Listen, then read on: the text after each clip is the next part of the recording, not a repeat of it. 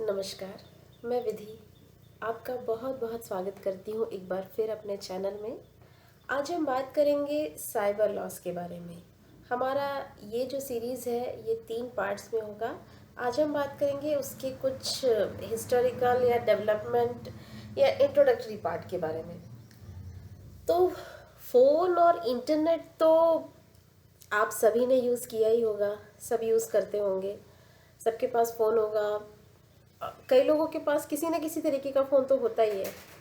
That means technology से तो आप सब जुड़े ही हुए हैं। ये टेक्नोलॉजी जो आपको कुछ भी करवा सकती है या कुछ भी आपके लिए कर सकती है। आप कहीं भी फ़ोन कर लेते हो, कहीं भी बात कर लेते हो, फ़ोटोज़ क्लिक करना, वीडियोज़ बनाना, बहुत सारी चीज़ें आप करते हो। तो जहाँ पर इतनी सारी सुविधाएं आती हैं वहाँ कहीं ना कहीं आपके साथ कुछ ना कुछ प्रॉब्लम्स भी आती हैं। जहाँ प्रॉब्लम्स आती हैं, टेक्नोलॉजी ऐड हो गई तो कहीं ना कहीं कई बार वो प्रॉब्लम कभी आपके लिए होती है, कभी कोई क्राइम पैदा कर देती है। तो जहाँ पे क्राइम आता है, प्रॉब्लम आता है, वहाँ पर लॉ भी आता है। तो साइबर लॉ और आईटी एक्ट जो हम इंडिया में हमारे हैं, वो कहाँ से शुरू होता है, कैसे काम करता है, इसके बारे में हम थोड़ा सा बात करने की कोशिश करेंगे। तो इंटरनेट जो है उसका ओरिजिन 1960s में हुआ था यूएस में। इंडिया में तो तब हम इसके बारे में जानते भी नहीं थे। तो 1960s में यूएस में इसका ओरिजिन हुआ था और 1996 में यूनाइटेड नेशंस ने एक इंटरनेशनल ट्रेड लॉ, एक कॉमनली सारी कंट्रीज़ को एक इंटरनेशनल ट्रेड लॉ में एक तरह का मॉडल उन्होंने स्टैब्लिश किया कि सारी कंट्रीज जो हैं वो एक साथ काम करें। दैट मीन्स जो ई कॉमर्स है, ई कॉमर्स मतलब इलेक्ट्रॉनिक जो माध्यम है उसके हिसाब से सारा जो बिजनेस है या कॉमर्स, ई कॉमर्स जो है वो काम करे, उसको एक प्लेटफॉर्म पे लाने की कोशिश की यूनाइटेड नेशंस ने 1996 में। और इसके साथ यूनाइटेड नेशंस ने ये रेकमेंड किया कि जो भी कंट्रीज इस मॉडल को की सिग्नेटरी है, जिसको अपना रही है, तो वो अपने इन देयर ओन कंट्री, अपनी कंट्री में कोई लॉ इनेक्ट करने से पहले वो ये जो मॉडल उनने साइन किया या जो मॉडल हमने बनाया है उसको फॉलो अप करे या उसको कंसीडर करे, उसको ध्यान में रखते हुए कोई लॉ अगर वो बना रहे हैं तो बनाए। अब साइबर लॉ क्या होता है? साइबर लॉ जितनी भी इंटरनेट से जुड़े हुए ट्रांजैक्शंस या एक्टिविटीज़ होती हैं उनसे रिलेटेड जो भी लॉ है, जो रूल्स है, जो रेगुलेशंस है, that is called cyber law. तो इसमें बेसिकली क्या क्या चीज़ें आ सकती हैं? पहली चीज़ तो आती है कि डेटा प्राइवेसी और प्रोटेक्शन। उसके बाद होता है cyber crimes, that is currently that is very current issue you can say.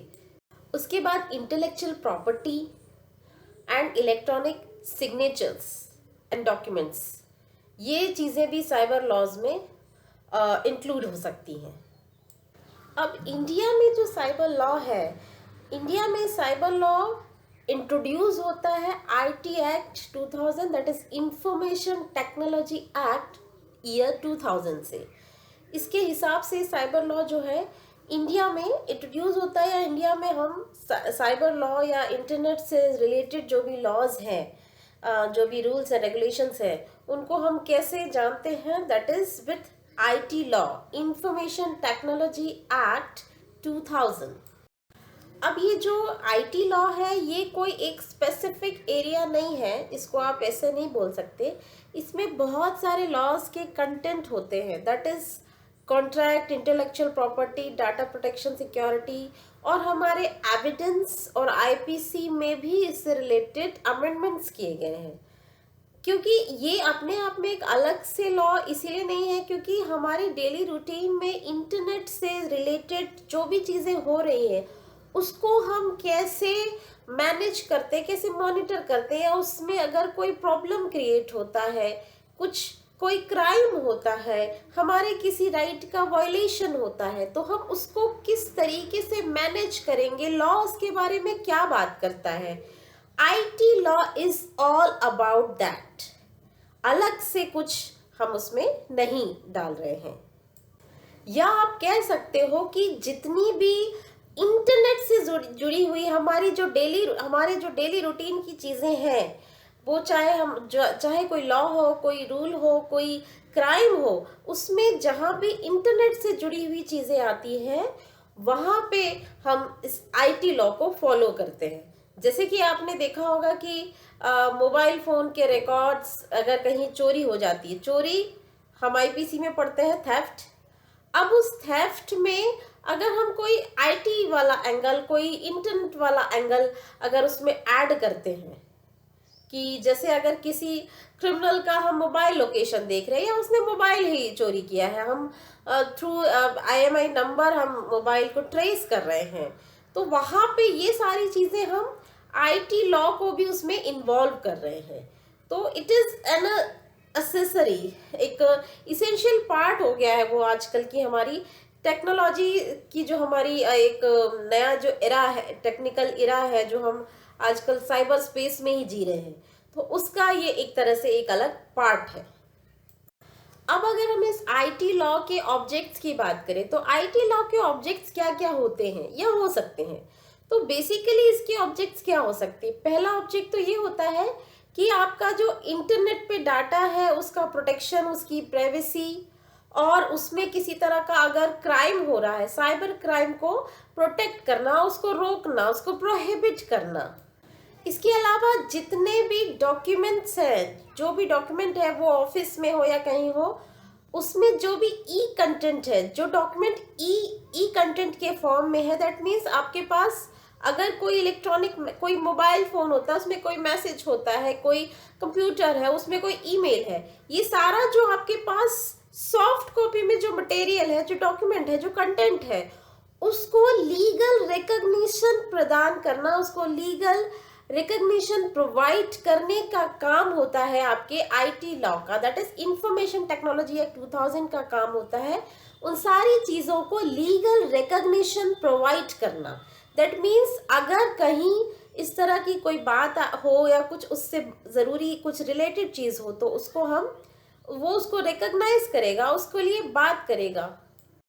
इसके बाद अगर जितने भी ई ट्रांजेक्शन्स होते हैं, चाहे वो डिजिटल सिग्नेचर्स हो या कई बार जो बिलिंग्स होती हैं वो डिजिटल फॉर्मेट में होती हैं, आप कहीं शॉप में जाते हैं, कहीं कुछ भी डिजिटल फॉर्मेट में, दैट मीन सॉफ्ट कॉपी में जो आपके पास चीज़ें होती हैं, उसको लीगल रिकॉग्निशन प्रोवाइड करना भी आईटी लॉ का ऑब्जेक्ट होता है। दैट मीन्स आपकी जो टेक्नोलॉजी वाली दुनिया है, जो आपका टेक्नोलॉजी में मोबाइल फोन, इंटरनेट, ये सारी चीज़ें जो चल रही हैं, उसको एक लीगल प्लेटफॉर्म देने का काम होता है आईटी लॉ का।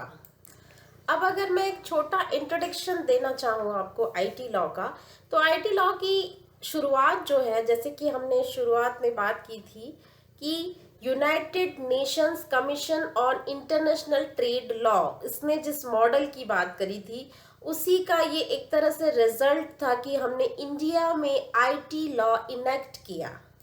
और इसका जो इस एक्ट का जो कमेंसमेंट है दैट इज 17 अक्टूबर 2000, और अपने ओरिजिनल फॉर्मेट में ये 94 सेक्शंस, 13 चैप्टर्स और 4 शेड्यूल्स के साथ था। इसमें सबसे बड़ा अमेंडमेंट हुआ था 2008 में, जिसके बारे में हम डिटेल में बात करेंगे अपने नेक्स्ट वीडियो में, जिसमें हम आईटी एक्ट को डिटेल में स्टडी करेंगे। ये आईटी एक्ट जो है ये बेसिकली हमारे डेली के इंटरनेट से रिलेटेड जो ट्रांजैक्शंस होते हैं, जो एक्टिविटीज़ होती हैं, ई बिजनेस होता है, ई कॉमर्स होता है, बैंकिंग होती हैं, ये सारी चीज़ों को मैनेज करता है, उसको उससे रिलेटेड लॉज को इम्प्लीमेंट करता है, और एंड ऑफ कोर्स हमारी जो भी प्रॉब्लम्स हैं इससे रिलेटेड उनको सॉल्व करता है। साइबर लॉ जो है ये आज के हमारा आजकल जिस तरह के टेक्निकल एरा में हम लोग जी रहे हैं, तो उस हिसाब से ये बड़ा इम्पॉर्टेंट हो जाता है कि हम इसमें जो भी चीज़ें हैं उसको अच्छी तरीके से समझें। तो हमारा जो नेक्स्ट वीडियो है उसमें हम आईटी लॉ के बारे में डिटेल में बात करेंगे और इससे जुड़े और भी जो लॉज हैं, केस लॉज हैं, उनके बारे में बात करेंगे। तो अगर आपको ये वीडियो पसंद आया होगा तो लाइक, शेयर, सब्सक्राइब ज़रूर करें और बेल आइकन को भी ज़रूर प्रेस करें। इसके साथ ही मैं ज़रूर कहना चाहूँगी कि आप चाहे लॉ के स्टूडेंट हो या ना हो, लेकिन इस पर्टिकुलर सब्जेक्ट को ज़रूर सुने, क्योंकि इंटरनेट, मोबाइल फ़ोन, लैपटॉप, ये सब तो आप ज़रूर यूज़ करते होंगे।